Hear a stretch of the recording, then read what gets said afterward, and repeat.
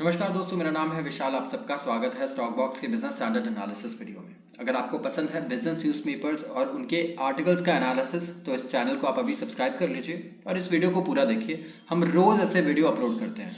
शुरुआत करते हैं आजकल के सबसे पहले और ट्रेंडिंग आर्टिकल से। ठीक है, ये खाली एक नेबर कंट्री के बारे में नहीं है। हमारे जितने भी नेबरिंग कंट्रीज, अगर आप छोटी कंट्रीज को देखें, पाकिस्तान, बांग्लादेश, श्रीलंका, हर जगह पे किसी ना किसी आप कह सकते हैं पार्ट में एक इकोनॉमिक क्राइसिस है। जैसे पाकिस्तान में तो पूरी तरीके से क्राइसिस है, तो हम आज ये डिस्कस करेंगे। लेकिन वैसे ही दूसरे क्राइसिस है बांग्लादेश में, श्रीलंका में। तो आप चाहते हैं कि हम उसे भी डिस्कस करें तो आप कमेंट सेक्शन में मुझे ज़रूर बताइएगा। तो ये आर्टिकल कह रहा है कि Pakistan inflation rises 31% after measures to meet IMF norms. 31% की इंक्रीमेंट आई है। ठीक है, यहाँ पर देखिए इन्फ्लेशन में, तो ये एक बहुत ही कह सकते हैं डेडली डेटा है। इतना इन्फ्लेशन, लोगों को इससे बहुत ज़्यादा दिक्कत होती है। और ये कब हुआ है? After measures to meet IMF norms, international monetary fund, IMF। सबको पता होना चाहिए ये।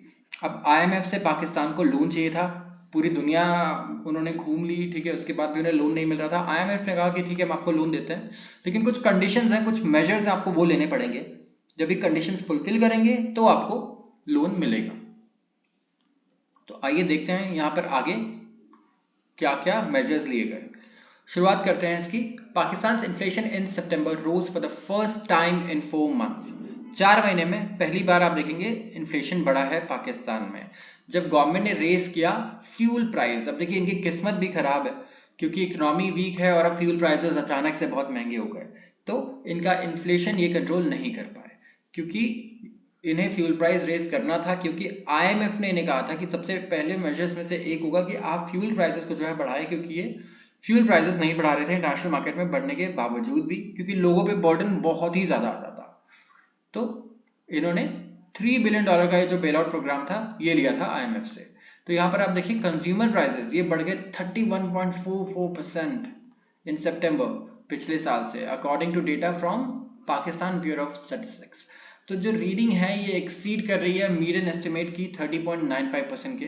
ठीक है, और आप सोच लीजिए कि आपका खर्चा ओवरऑल 30% अगर बढ़ जाए अचानक से, तो किस तरीके से लोग वहाँ मैनेज कर रहे होंगे ये हम नहीं कह सकते। ये बहुत ही खतरनाक सिचुएशन है। ऐसे सिचुएशन में होता ये है कि जब आपकी कंट्री में बहुत ही बड़ा एक लोअर मिडिल क्लास या लोअर क्लास का तबका है, तो उन्हें सबसे ज़्यादा परेशानी झेलनी पड़ती है। तो इतना ज़्यादा इन्फ्लेशन, अब इसे कैसे कंट्रोल करेंगे ये तो नहीं पता, लेकिन इसके इफेक्ट्स क्या होंगे?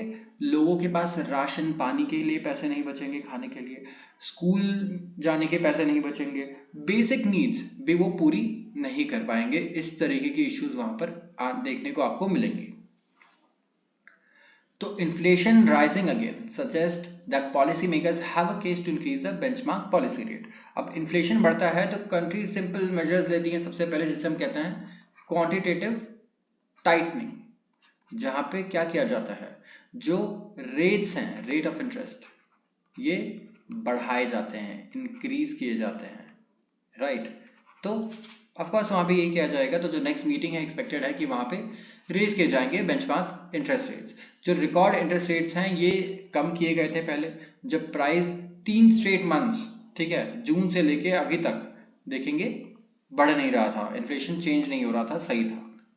लेकिन अब वहाँ फिर से इंटरेस्ट रेट बढ़ाए जाएंगे और इस तरीके से आप देख सकते हैं यहाँ का CPI का डेटा है 11 अप्रैल 2021 का है। ये 2021 में 11% था, जो कि हम कह सकते हैं ठीक है। फिर काफी कंट्रोल में भी आया, यहाँ से नीचे आया, आप देख सकते हैं यहाँ पे जो है कॉन्स्टेंटली बढ़ा है और यहाँ से इनका बड़ा जंप आया है, देखिए।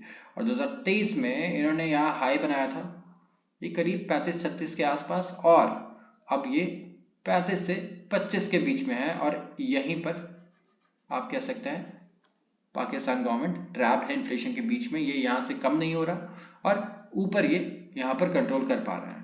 तो हमें देखना होगा किस तरीके से ये मेजर्स लेते हैं, आगे क्या करते हैं, क्योंकि ऐसे सिचुएशंस में होता यह है कि civil war type situation countries में आ जाती है, जब एक्सट्रीम इन्फ्लेशन हो जाए, जब लोगों के पास खाने के लिए भी पैसे ना। आते हैं अगले आर्टिकल पे। वर्ल्ड बैंक ने कट किया है चाइना का ग्रोथ फॉर 2024। अब देखिए ये कोई बहुत अच्छी न्यूज़ है नहीं, लेकिन इसके इफेक्ट्स, हम सिर्फ इफेक्ट्स के बारे में सोचेंगे, ठीक है, हम ज़्यादा डीप डाइव नहीं करेंगे, क्योंकि हमें कॉज और इफेक्ट के बारे में यहाँ सोचना है कि हम खुद ही एस्टिमेट कर पाए कि इससे क्या फ़र्क पड़ने वाला है। तो चाइना की जो इकोनॉमी है ये स्लोअर पेस पे ही ग्रो करेगी अगले साल भी, ठीक है, जबकि ईस्ट एशिया डेवलपिंग इकोनॉमीज है उनका भी ये स्लोएस्ट रेट ऑफ ग्रोथ रहेगा इन अराउंड 50 ईयर्स, पिछले 50 साल में। वर्ल्ड बैंक की रिपोर्ट आई है जिसने ये कहा है। तो यहाँ पर आपको देखना है कि क्या इसका असर हो सकता है। सबसे पहले तो क्यों है ये चाइना में ग्रोथ रेट कम क्यों हुआ है? सबसे इंपॉर्टेंट एक फैक्टर रहा है कोविड के बाद वहां से रिकवरी नहीं आई। जिस तरीके से वहां लॉकडाउन चल रहे थे, कंप्लीट लॉकडाउन चल रहा था, पूरा लोगों को बाहर नहीं निकलने दिया जा रहा था काफी लेट तक, जबकि पूरी दुनिया में रेस्ट्रिक्शन सारे हट चुके थे। चाइना में तब भी फुल आप कह सकते हैं मैक्सिमम कैपेसिटी पे लेवल पे ये रेस्ट्रिक्शंस थे, तो जिसकी वजह से काफी झटका लगा इनके इकोनॉमी को। इसके बाद क्या हुआ है अगर आप देखें तो इसके बाद अब सिचुएशन ऐसी आ गई है कि डिफ्लेशनरी सिचुएशन आ गई है। लोगों ने पैसे खर्च करने बंद कर दिए और डिफ्लेशन की सिचुएशन वहां क्रिएट हो गई, जिसकी वजह से हो ये रहा है कि वहां की गवर्नमेंट, जब इन्फ्लेशन बढ़ता है तो हम इंटरेस्ट रेट बढ़ाते हैं, लेकिन इन्फ्लेशन जब घट जाए, डिफ्लेशन में बदल जाए, तो हमें इंटरेस्ट रेट को और कम करना होता है। जितना हम लोग पैसा सस्ता करेंगे, इंटरेस्ट सस्ता करना मतलब पैसा सस्ते दामों पर मिलना, उतना ही बेटर मार्केट में कह सकते हैं इन्वेस्टमेंट होगा, राइट, लोग रिस्क ज्यादा लेंगे, तो इकोनॉमिक एक्टिविटी क्रिएट होगी। तो यही कोशिश है चाइना में इस वक्त करने की। लेकिन इस तरीके का जब फोरकास्ट आता है तो इससे किन चीजों पर फर्क पड़ता है? सबसे पहले फर्क पड़ता है, आप देखेंगे ऑयल प्राइसेस पे। देखिए आज ऑयल प्राइस कितने डाउन है, 2.5% डाउन है जब मैं आर्टिकल रिकॉर्ड कर रहा हूँ इस वक्त। तो ये भी एक रीजन है। आप देखिए कि वन ऑफ द रीजन आप कह सकते हैं, क्योंकि चाइना बहुत बड़ा कंज्यूमर है कमोडिटीज का और प्रोड्यूसर भी है। तो जब भी चाइना कहते हैं कि इसका ग्रोथ रेट नीचे जाएगा तो कमोडिटीज सस्ती हो जाती हैं, ठीक है, कमोडिटीज के जो प्राइसेस हैं वो नीचे आने लगते हैं। तो ऐसे ही हो रहा है। आज आप सारे मेटल्स देखिए, ये कमोडिटीज जरूर देखिए आप, क्योंकि आपकी लाइफ में हर चीज आप यूज कर रहे हैं तो आपको पता होना चाहिए। तो किसी को घर बनाना है, कुछ भी करना है, तो ये कमोडिटीज ही यूज होंगे वहां पर भी, और चाइना वहां पे बहुत इंपॉर्टेंट फैक्टर होता है। तो कमोडिटी प्राइसेस पे यहाँ पे हमें सबसे ज्यादा फर्क देखने को मिल रहा है यहाँ पर, अगर आप चाइना के इकोनॉमी की बात करें तो। इसका बस अभी आप इतना ही एनालिसिस कर सकते हैं, क्योंकि ये प्रेडिक्शंस कभी भी चेंज हो सकती है। वर्ल्ड बैंक ने भी ये कहा है, हो सकता है कि यहाँ पे कुछ भी टर्न अराउंड आ जाए। अगला आर्टिकल है why US recession is still likely and coming soon. US में रिसेशन होने के अभी भी अच्छे खासे चांसेस हैं, इनका ये कहना है। तो जब सारे एक्सपेक्ट कर रहे थे सॉफ्ट लैंडिंग, ठीक है, अब ये कहा जा रहा है ब्रेस फॉर द इम्पैक्ट। तो रिसेंटली लोगों ने इकोनॉमिक हिस्ट्री से ये सीखा है और यूएस के लिए अभी एक लेसन है। किस बारे में बात हो रही है? ऐसा कहा जा रहा था कि एक सॉफ्ट लैंडिंग होगी, मतलब आपको ज्यादा कष्ट नहीं होगा, ठीक है, अचानक से कुछ भी नहीं होगा, धीरे धीरे हम इन्फ्लेशन को नीचे ले आएंगे, इंटरेस्ट रेट्स भी फिर बढ़ने लगेंगे, तो कंफर्टेबली लोग कंफर्टेबल ही रहेंगे और सारे चेंजेस आ जाएंगे। लेकिन ऐसा रियलिटी में होता नहीं है। तो यहां पर देखिए लिखा है a summer in which inflation trended lower, jobs remain plentiful and consumers kept spending has bolstered confidence। ये इसमें इशू क्या आ रहा है कि महंगाई दर को कम करना चाह रहे हैं, तो उसके लिए उन्होंने क्या किया, इंटरेस्ट रेट बढ़ाए। लेकिन इंटरेस्ट रेट बढ़ाने के बाद भी कंजम्पशन कम नहीं हो रहा। आप देखिए कि जो लोग है ना, ये पैसे खर्च किए ही जा रहे हैं, इनको इन्फ्लेशन से कुछ फर्क ही नहीं पड़ रहा और ज्यादा खर्च हो रहा है। क्यों? क्योंकि एक तो आप देखेंगे जॉब्स जो हैं ये भी अच्छे खासे हैं, लोगों को ले ऑफ किया जा रहा है, लेकिन ऐसा नहीं है कि दूसरे जॉब्स नहीं है, जॉब्स उतने क्रिएट भी हो जा रहा है। तो आप न्यूज पढ़ते हैं कि इतने ले ऑफ्स हुए यूएस में, लेकिन आप ये नहीं पढ़ते कि अभी भी वहां पे जॉब्स एक्स्ट्रा हैं, ज्यादा हैं, जितने लोग जॉब ढूंढ रहे हैं उससे ज्यादा है। तो इसी वजह से आप कह सकते हैं कि इन्फ्लेशन को वहां की फेडरल रिजर्व कंट्रोल नहीं कर पा रही जिस तरीके से वो चाहती है।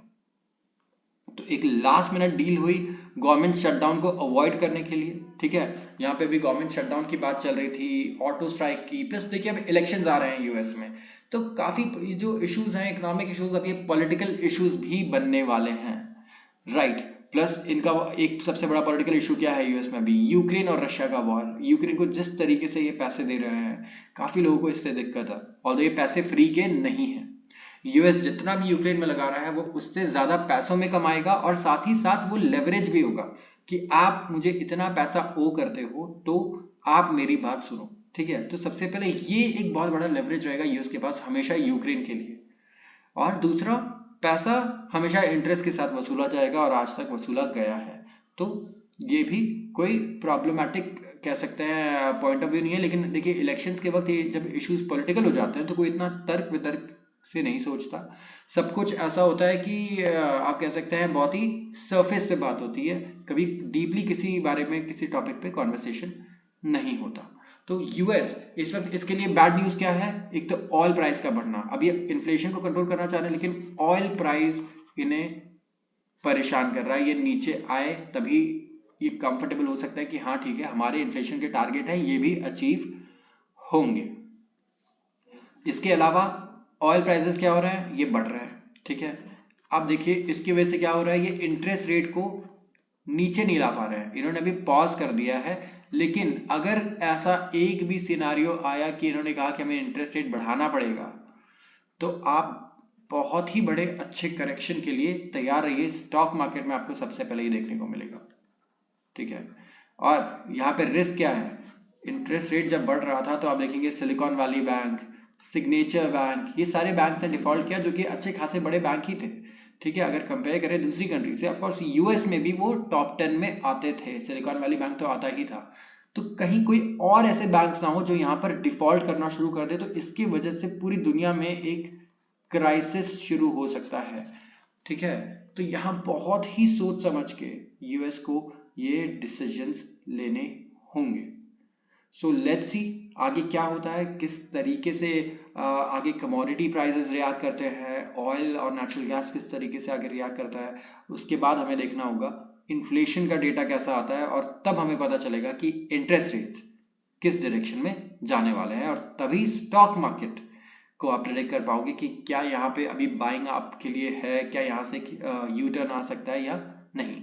और मैं बात कर रहा हूँ यूएस के स्टॉक मार्केट की। इंडिया तो ऑलरेडी ऑल टाइम हाई के पास चल रहा है तो वो इतना अफेक्टेड नहीं है, लेकिन अगर वहाँ अच्छी खासी सेलिंग आती है, कोई बैड न्यूज़ आता है, तो इंडिया भी उससे बिल्कुल आइसोलेटेड नहीं रहने वाला, क्योंकि अब हर चीज़ ग्लोबल है, ग्लोबली कनेक्टेड है। तो इंडिया भी इंटरकनेक्टेड है वेस्टर्न इकोनॉमीज के साथ। तो आज के लिए बस इतना ही। अगर आपको वीडियो पसंद आई हो तो ज़रूर इसे भी लाइक करें और शेयर करना बिल्कुल ना भूलें अपने दोस्तों के साथ। इस वीडियो को देखने के लिए आपका बहुत बहुत धन्यवाद।